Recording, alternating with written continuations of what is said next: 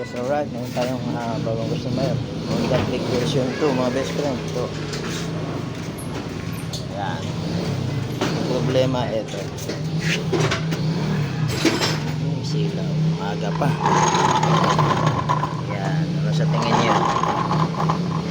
So, kung meron ganito ang issue ng motor niyo, huwag niyo na piliting ibiyahe, mga best friend. Tingnan niyo naman. Malala na. Napakaingay.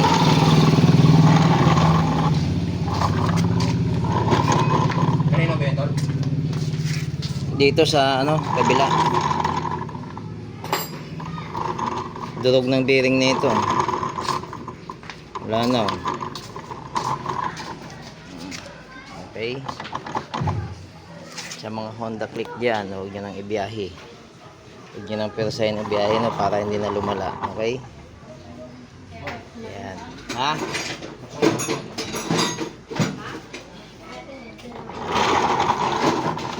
May ginigiling. So yun lang, best friend, thank you.